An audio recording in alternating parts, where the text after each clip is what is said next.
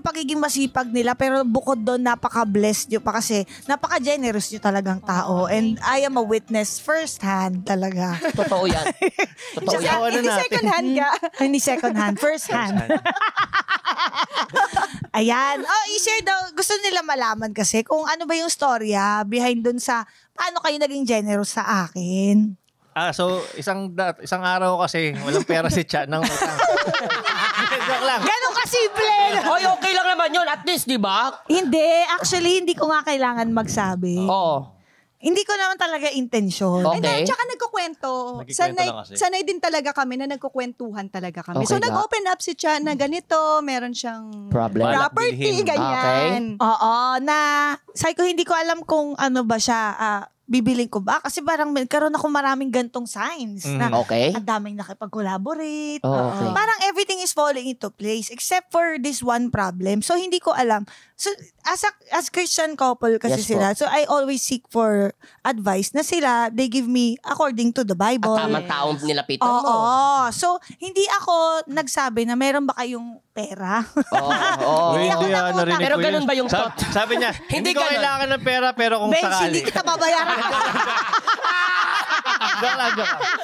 Hindi. So, nag-share ako. Sige, ano ba yung sign? Paano ko malalaman kung I really saw the sign? Oh. When you open up my eyes, if I really saw the sign, baka mali kasi yung intindi ko. Pero so, time kasi na yun, nung nag-message, nung kausap ka namin, talagang may word si Lord. Tapos kinonfirm ko yun sa asawa ko.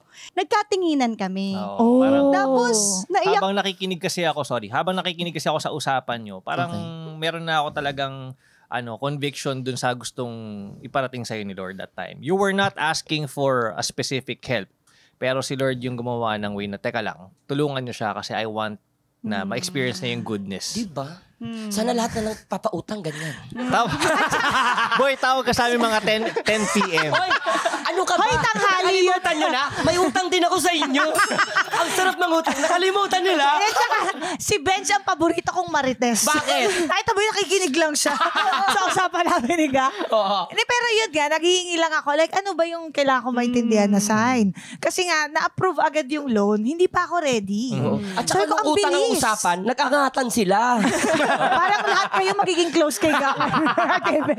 So parang, bakit na-approve agad? Yun yung sa akin kasi Okay, pwede okay. namang 2 buwan, maghihintay ka. Totoo. Ito wala pa 1 buwan. So ano pa to?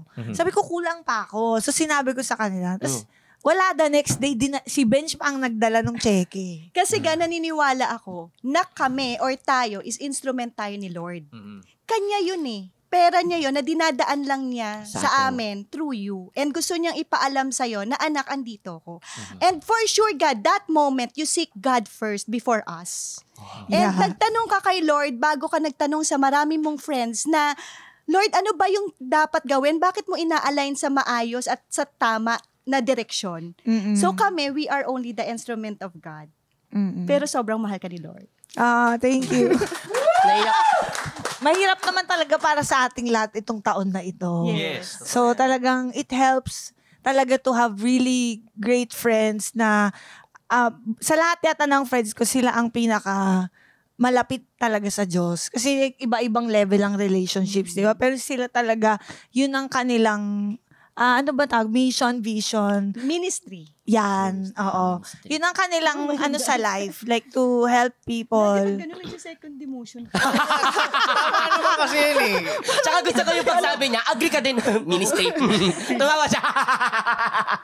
Ayun, so Sorry, Ticha, go po. I'm very thankful lang.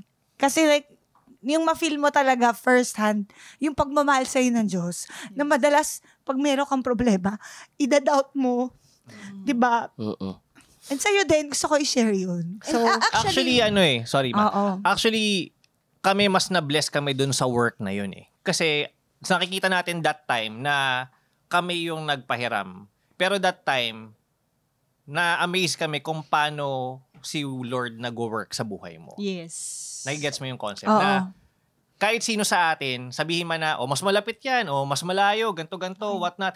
Hindi siya sa kung sino yung mas maraming dasal eh. It's not about the works eh. Pero God is just waiting for us to actually talk to Him and then He will send people to actually help us out. Yun yung nangyari sa atin. ganun na ganun po yung Amen. nangyari. God's perfect timing.